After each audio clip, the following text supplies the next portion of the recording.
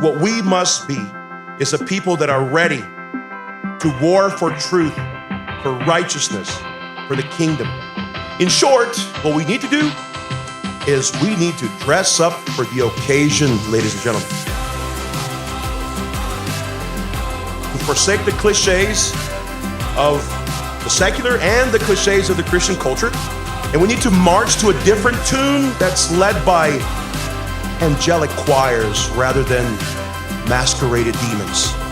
Because Satan knows the crucial target. He's seen the war. He knows where to target. He has inspected the holy places. He knows where the weaknesses of your faith are. And so we uphold it. We defend the faith together this week. We defend the faith once and for all, delivered to the saints. We need to understand what precisely are the devil's schemes. We need to learn to speak the truth boldly. We need to fight for the kingdom and to live rightly in the sight of God and man. And so this evening and throughout this week, you are called to be a priestly people. The kind of priestly people that engages the darkest enemy that you'll ever engage.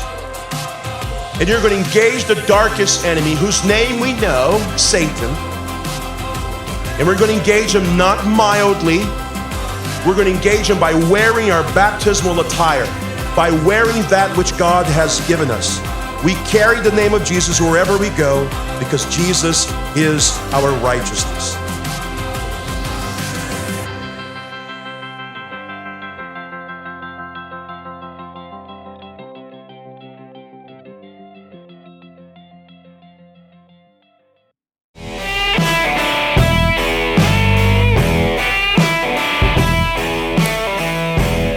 Hey, y'all. Welcome to Cross Politic on the Fight Laugh Feast Network. Pastor Toby, Chalk Knox. I'm the water boy. You don't like that at all. We got our brother from another mother, CEO Robert Bortins, in the house from Classical Conversations. Hey, our OG from day one, corporate partner. Guys, this is our Easter show. It is, just so you know. Friday, so because this is Easter week, and this is going to be our Easter show.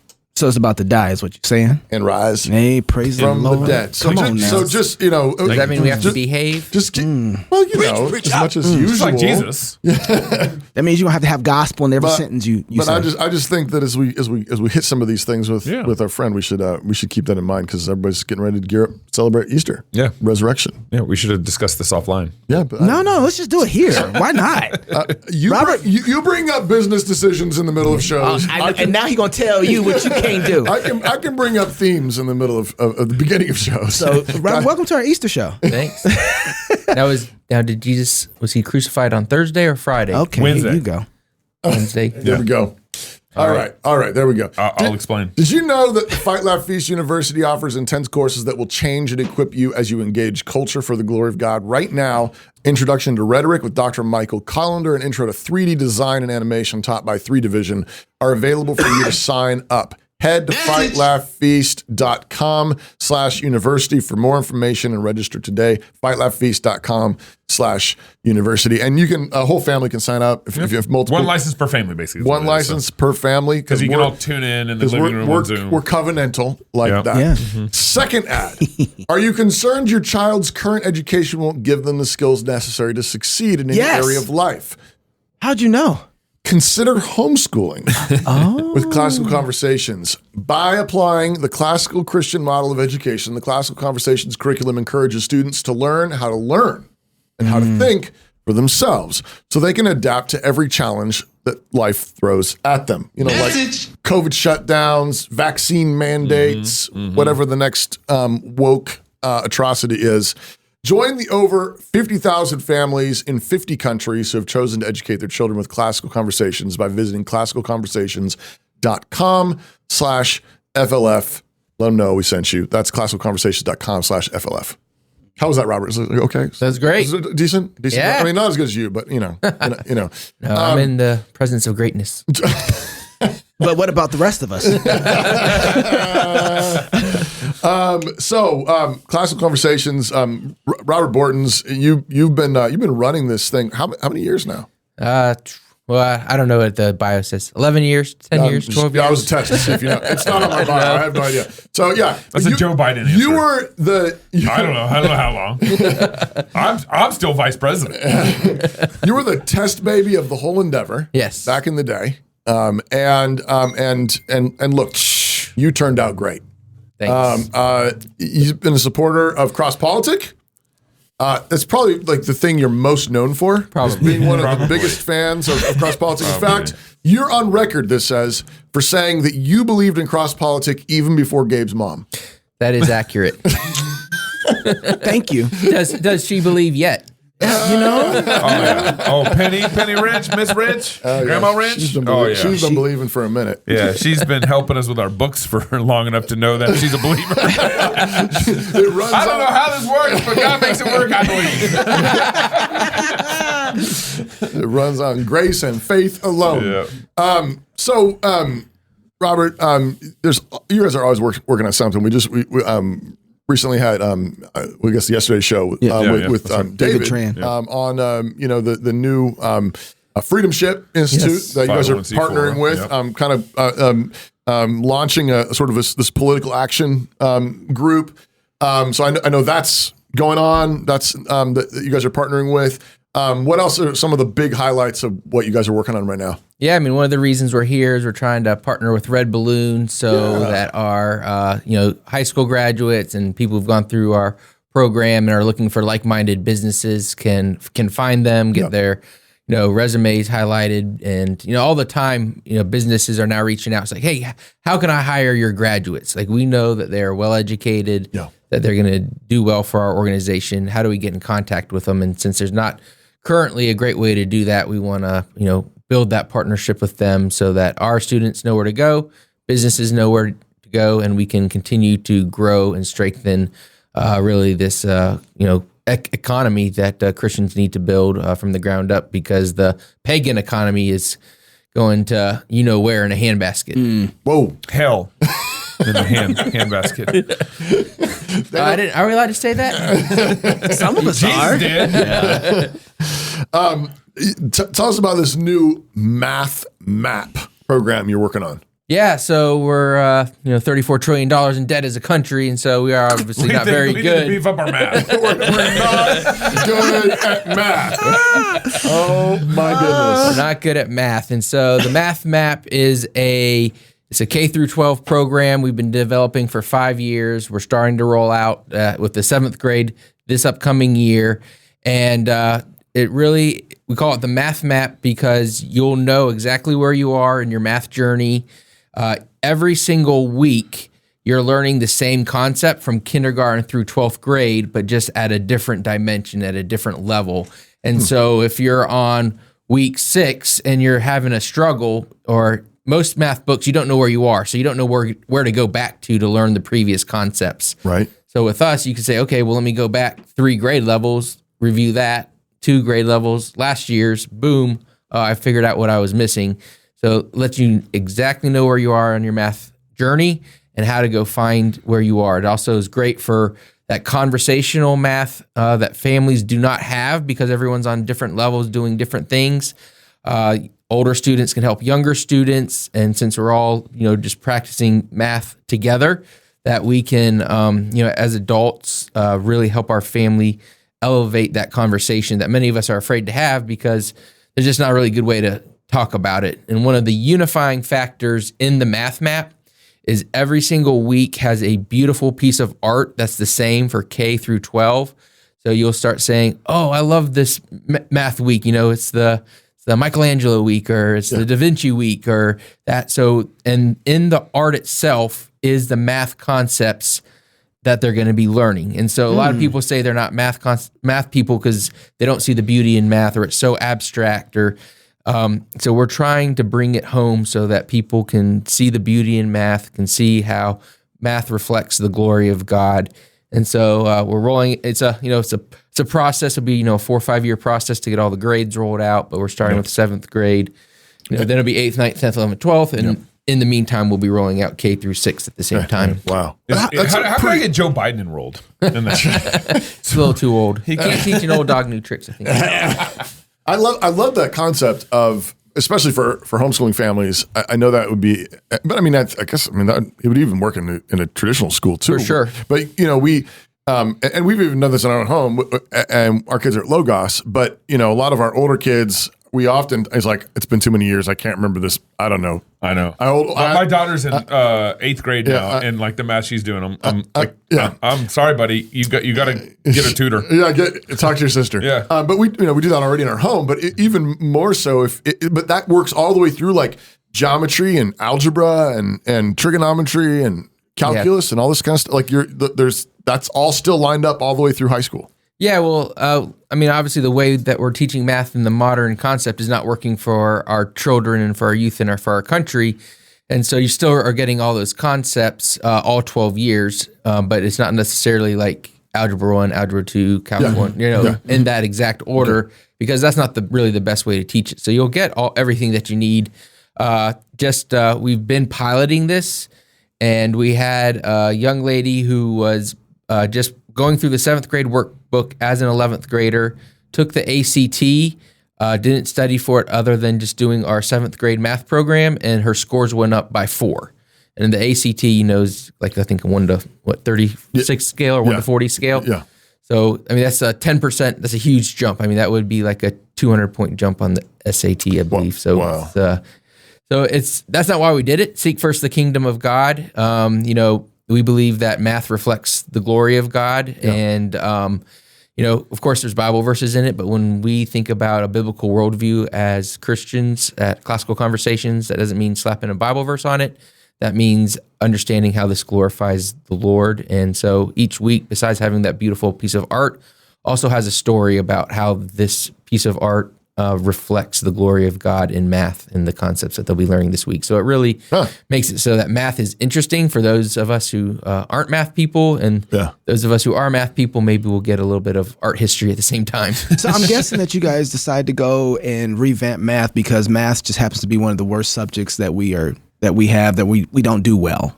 Well, so one of the things, at Classical Conversations is we have weekly communities, and it becomes difficult to, have a tutor lead a math session when, you've got 10 kids, one's on 8th grade level, one's on a 9th grade level, one's on 7th grade level, one's on 12th grade level, and you're like, okay, well, we're supposed to be doing 8th grade math and these 5 lessons this week, based on that, but everyone's kind of at their own level, and even in traditional schools, everyone's at different levels, even if they're in the same room. So this way, because each week has the same math concept, all 4 of us, you could be in the 11th grade, you could be in the 10th, I could be in the 7th, you could be in the 8th. We can be talking about the same college advanced calc. And we're talking about the same fundamental idea, right? And it just, different concept levels where, maybe I'm using all integers, but you're using X, Y, and Z, right? But the same concepts are being out there. So it's just a way of elevating that math conversations inside our weekly communities as well. Wow. You just said integers?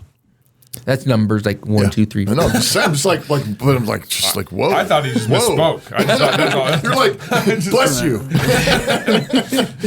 Tired of someone else telling you where to go when you have a medical need? Are you ready to take control of your own health care? Then it's time to take a look at Samaritan Ministries. It's biblical, affordable healthcare sharing with no restrictive networks. Here's how it works. When a medical need arises, you choose the healthcare provider that's right for you, and you have a say in the treatment you receive. Send your medical bills to Samaritan Ministries, and they'll notify fellow members to pray for you and send money directly to you to help you pay those bills. Join 80,000 Christian households across the nation who have already taken control of their healthcare. Go to SamaritanMinistries.org/crosspolitic. That's SamaritanMinistries.org/crosspolitic. Robert, one of the things that's when people decide to do homeschooling, one of the reasons they decide to do homeschooling is because they look at it and say, compared to where my kids are going to public school and what they're learning there, the environment to bring them home and teach them and raise them in the fear and admonition of the Lord, it makes sense to do this. So it's a safe place. I finally can put my kids in a safe place to learn the doctrines and the worldview that I want to teach them. But it doesn't seem like right now that homeschooling is maintaining that safety net that we've seen over the years. What is homeschool still safe to do? Is it under a threat right now? Yeah, so homeschooling is under a threat. I really feel like there's obviously pockets of private schools that are still standing strong, but homeschoolers are the front line of defense for educational freedom in the United States and the world.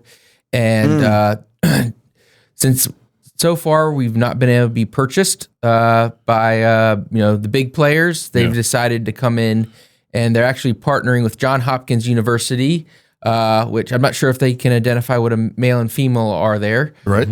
But they are going to start a homeschool think tank financed by EdChoice, which is a big ESA proponent.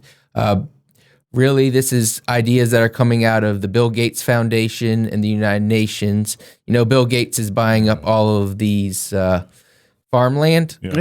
Just wait till he starts buying up all of these private schools financed by ESAs. And so since they have been unable to convince homeschoolers who love freedom to take and get behind ESAs, and we're the main voice fighting against them, they said, well, if they won't join us, then we'll overpower them with our money and our finances and our prestige and start our own thing and become the leading voice in homeschooling movement, just because we can funnel millions and millions of dollars, into this nonprofit at Johns Hopkins and make homeschooling into our own image instead of the image of the people who are grassroots on the front line making it happen. And so they're having this homeschool symposium. They invited no homeschool leaders. Imagine that. To it, a bunch of think tank people and public school leaders to talk about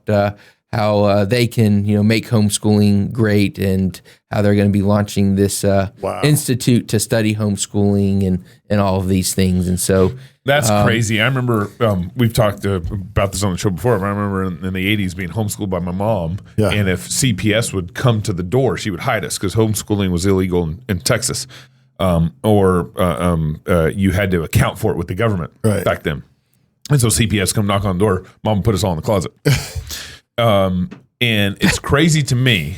I mean, imagine. That was going on. In Idaho, people were getting arrested for homeschooling back in that day. Now you're saying homeschoolers can come out the closet. But now the government, now that's been legalized and freed, the homeschool movement. Now the government is like trying to come in and co-opt it from this ESA, think tank angle, basically. Yeah. Well, so the public globalists. Let's not say like this, not necessarily the state government or the federal government at this point, but the globalists who have their 2030 agenda and their plan for making us all comply. They see that homeschooling is a clear and present danger. And so that's why they've been pushing the school choice, because they know if they can get their dollars into our pockets, we'll comply, because everyone does comply. If you look at history, almost anyone who was taking government dollars that were stolen from their neighbor and tried to stop complying were killed. Right. Wow. So, and most people just bend the knee. Bend the knee. Yeah, bend the knee. But so far we have not complied. And so since the current homeschool leadership in our country is fighting against this tooth and nail, and they've been unable to convince us, because it is socialism and it is Marxism, they've said, well, we'll just use, we'll just create a parallel homeschool and use our established networks and power structures to impose our will, outside of the current leadership structures. You just said this, but I just want to underline it. The first thing I thought of when you said Bill Gates and these other people and Johns Hopkins are funding this major think tank, that makes me think homeschooling is a threat. Yeah. So pre-COVID, about 4 or 5% of American children were being homeschooled, or we would consider homeschooled. Yeah. And then post-COVID, it's risen to somewhere between 8 and 10%. Yeah. And almost, I've seen like 1 in 6 children who will be graduating out of Gen Z will have been homeschooled at some point. And this is different than public school at home through COVID. Yeah. But, where the parents were in charge of the curriculum and had the autonomy to choose for themselves what they wanted to teach. But obviously, individual autonomy is not in line with a globalist worldview, and so they want to end that any way they can. And so this is appearing to be their latest plan, is this John Hopkins Institute for Homeschooling, which will be anything but for homeschooling. And ESAs are a part of this play. Yeah, absolutely, because what they fund, they get to regulate. And as a conservative, I think if someone's getting our tax dollars, they should be regulated and checked up on, right? That is good policy. The play is to get all homeschoolers taking the money and then slowly, introduce all of these different ways to redistribute the wealth to their vendors, which was kind of interesting because Arizona, like we talked about, or David talked about yesterday, they were putting some stipulations around like, hey, you can't use this for ice hockey practice or going to theme parks or different educational opportunities like that, which you currently use the ESAs for. And they were trying to get these new rules in place. And they said, well, the vendors didn't have a chance to chime in with their opinion on what these rules should be. So we're not going to restrict the ESAs this year. So they opened, they said the quiet part out loud that this is not for the kids, it's for the vendors, and that the children are just pass-through entities, and that therefore the child can be manipulated to do what they want to do. And of course, these children will grow up under a cradle to grave, globalist or big state government, where the state has taken care of their every need until they're 18, and then they'll want the state to take care of them for free college, free housing, free medical care, all these universal terms that the left uses. The left, the right's like, we love universal basic education income. Well, do you love universal health care? Do you love universal income? We will, but right now we don't. We're all it's the long game, it's the long institution, it's the long march through our institutions, and they do that through funding mechanisms because they can steal from us, and if we don't comply, they throw us in jail, and so now they'll give us some crumbs back in order for us to fall in line. So we're playing with this illusion of freedom in a lot of ways with the ESAs. Like it's a trap. Yeah, I mean that's why the Freedom Ship Institute's all about trying to help leaders. Our elected leaders think more clearly by giving them the tools of learning. It's not necessarily about stopping ESAs, but ESAs are the clear and present danger that we're facing. And a lot of these people get elected, and they are good people, as as good as we get as sinners, but they lose their spine because they don't know how to think clearly. And so part of that idea is helping them to think clearly. But it's because of some of the organizations I'm involved in, they're taking new strategies on getting some of these laws passed that a lot of people are blind to, where before some of these think tanks, they would say, Chocolate Knox got elected and we have this policy, so let's go tell Chocolate Knox about how great this policy is. Mm-hmm. And then you would be like, well, I don't know if my, voters really want that. I don't, agree with this, or I do agree with it. And yeah, we do need something like this in our area. Well, now what they're doing is saying, well, I like how Chocolate Knox votes 98% of the time, but we're really passionate about X. And Toby will do X for us, even though he won't do anything else.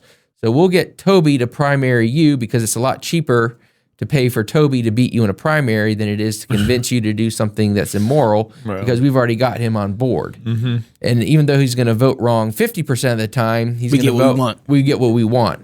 And so it's a very new strategy that's being implemented where they're trying to pick people for policies. Like Moneyball. It's Moneyball. Yeah, because their dollars go a lot longer. They don't care that they're bad on everything else as long as they'll pass this one thing that they want. So that's insanity.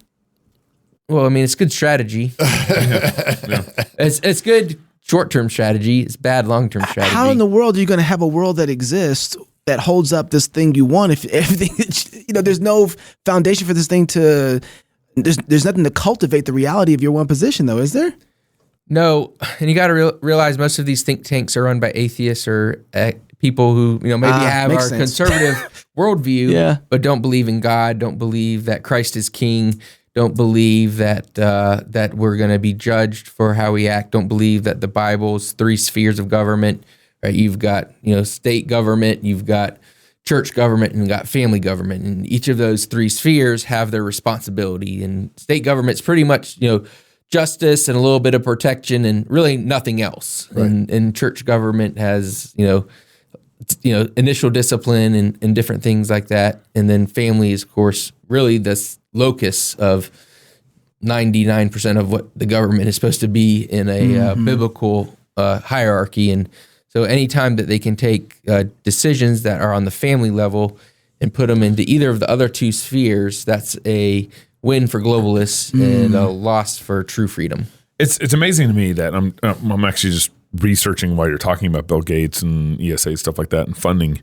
It appears to me that, and these might not be totally accurate, but like Bill Gates has spent billions of dollars, multiple billions of dollars on funding school initiatives, whether teacher training or data collection, whatever, all around.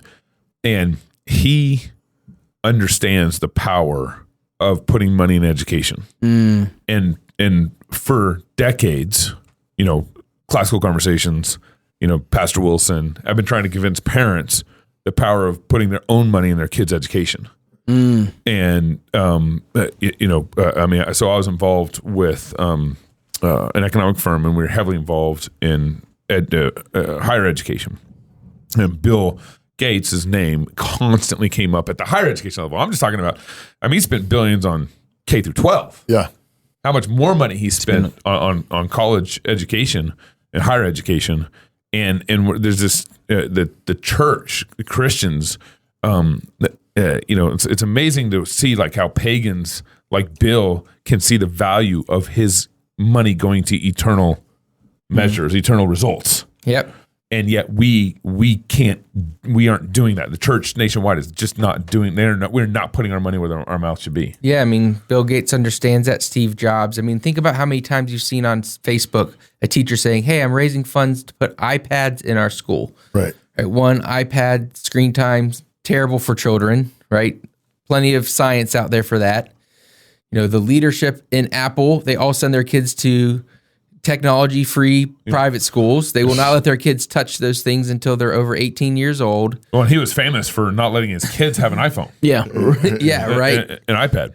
So we have teachers fundraising to make our kids dumber in public school, and people are just cheering it on and financing people are it inventing that technology are not using it. Yeah. So their worldview, look, Bill Gates and all these people, they think they're trying to make the world a better place, right? But they have a worldview that's incoherent and a worldview that does not match the laws that have been placed by the creator of the world. And so it'll lead to suffering, it'll lead to destruction. And of course, we're seeing the fruit of a pagan worldview financed through pagan means, the redistribution of wealth, Marxism, is the fundamental problem with our public schools. It's funded through theft, right? That's why they're immoral in any sense of the imagination. Yeah.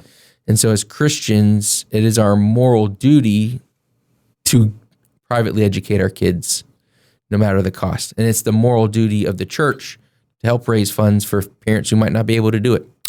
I love the way that actually David yesterday on the show was talking about that this fundamentally comes down to a worship issue. It's a matter of worship, and that when we look to money, we're taking up a foreign god. We're bringing a god that we're looking to save us. Absolutely. And the thing that strikes me is when you're a full-throated pagan, like you can kind of like Bill Gates and the people, like you live in that world and that's your worldview. There's a kind of non-consistent consistency to it where like those are your weapons. Like that's how you do your enslaving is because you believe in your God. When Christians stoop to that level and try to play that game, we always lose. Sure. Because we know like that's not we don't play by their rules. And so you end up getting eaten up by the machinery of that. It doesn't mean money doesn't ever matter. It doesn't mean that physical material things don't matter. But in God's universe, Christ is at the top. Christ is king. And then he establishes these governments, he establishes these different priorities, and then tells us where to put them on the shelf in the right order, in the right level, with the right loyalty. So that it might go well with you. So that it might go well with you. And so, but it strikes me that I'll bring this full circle because I was the one that brought up in the beginning. This is our Easter show. And this is one of those places where it's easy for us to separate what we're celebrating this weekend, the death, burial, and resurrection of Jesus Christ, from what we're talking about. Yeah. And this has been one of the most egregious things that's happened. That's right. Is we go to church on Sunday and we worship Jesus. We say Jesus is Lord. We say he's risen from the dead. He is risen. Right?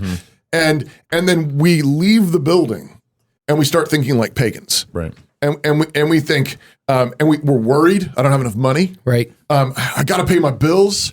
Whatever, like whatever the worry, fear, anxiety is, they're not going to have a good education. They're not going to make it into a prestigious college. They're not going to get a good job. I'm going to fail as a mom. I'm going to fail as a dad. And in our fear, we grasp for idols.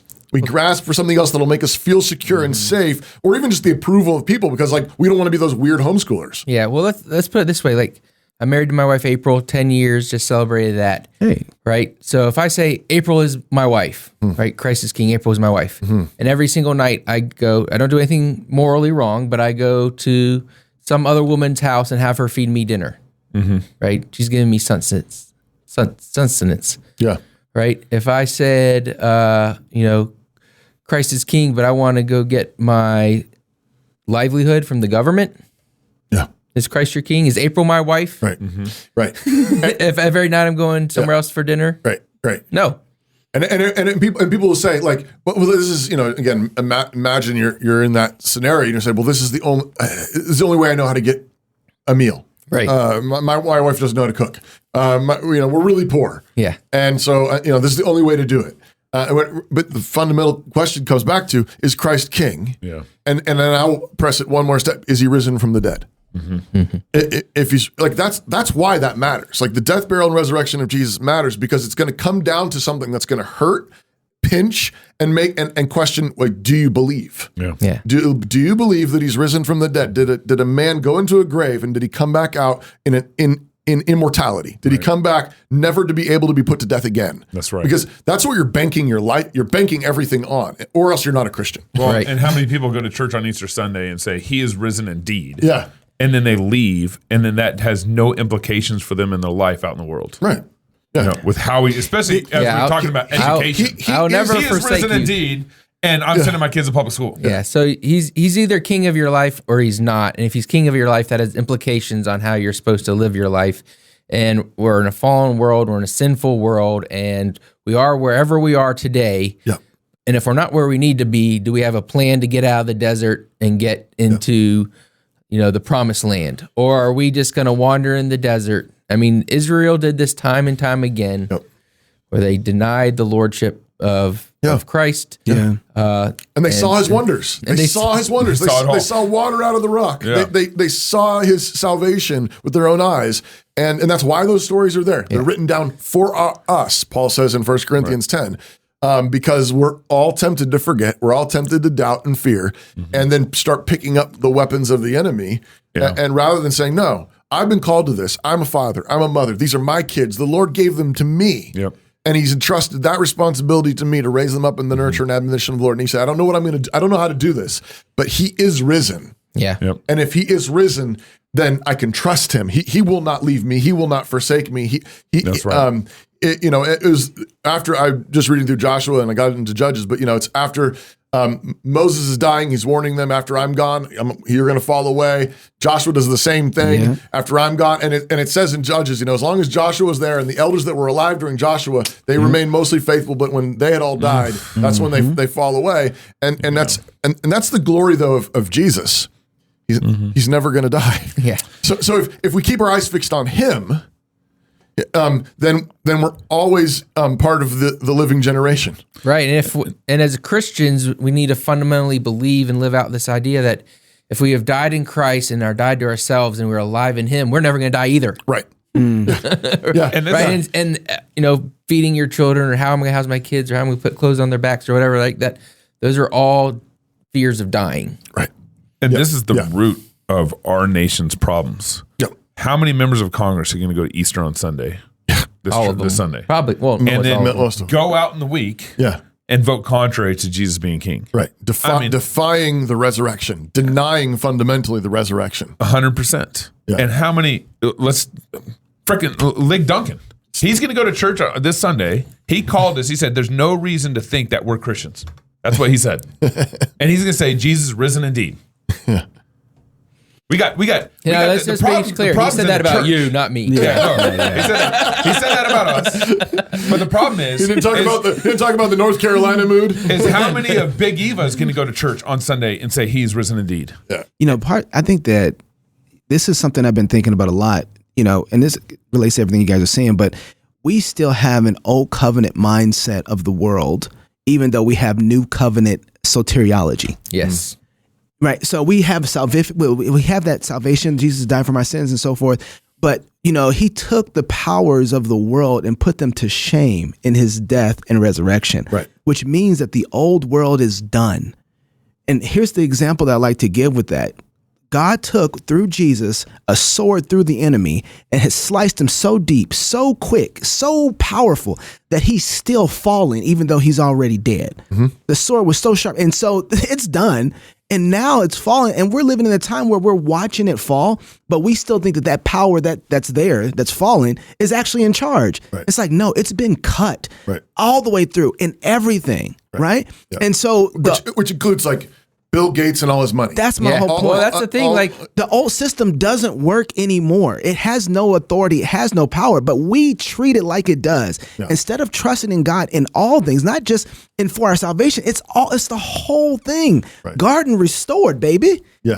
And that's what we've put the leadership, the global leadership, to shame, because homeschoolers primarily and some private educators have looked at the globalists and said, your money is no good here. Christ is king. Right.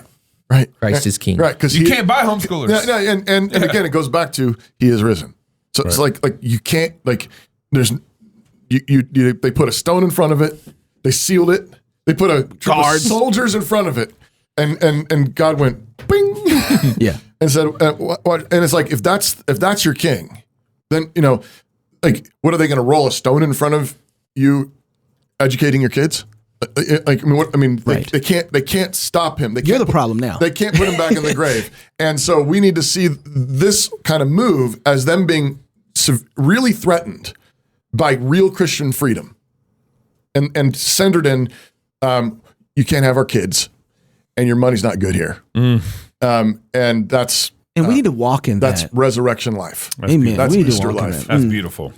I guess I'll play the organ because it's easy. church. You got your Easter tie on and everything. I do. I haven't even planning on that. Look at God. Robert, thank you for joining us, man. Appreciate you, brother, so much. All right. If you're single, get married. If you're married, have kids. And if you have kids, go baptize them. I'll go baptize David's kids. Go do that for him. Time. Yeah, until next week, love God with all your heart, soul, mind, and strength. Love your neighbor as yourself. Go fight, laugh, and feast. This is Cross Politic. He is risen. He is risen. He is risen indeed. I'm David Reese, Chief Executive Officer of Armored Republic.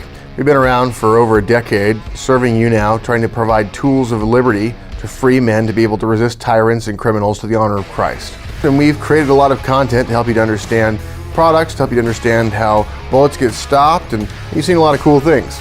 But we decided it's time to share some of what we have internally. A lot of people ask us what it is that we're about, what it is we're trying to accomplish, and the name captures what we're trying to accomplish.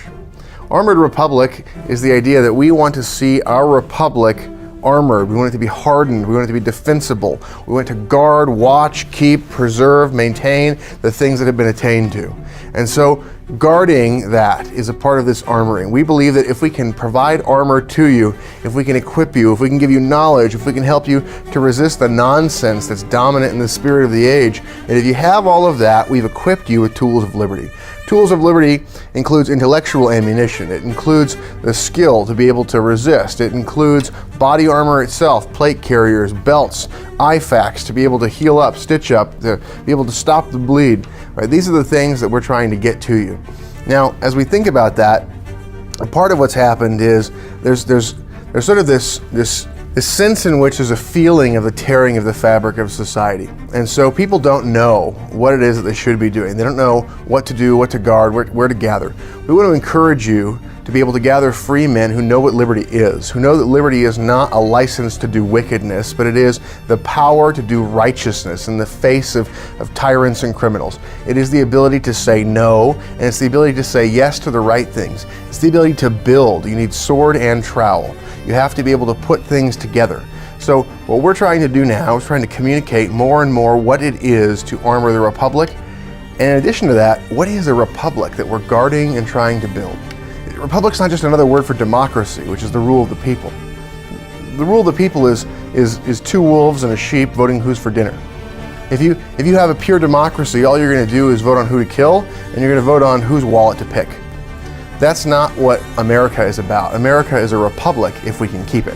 The Constitution attempts to capture the God-given rights that we receive as a heritage.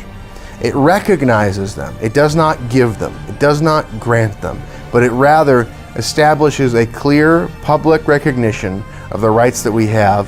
What we are trying to do is to help to educate and strengthen and unite a movement to see that liberty does not perish from the land. This is Armored Republic. And in a republic, there is no king but Christ.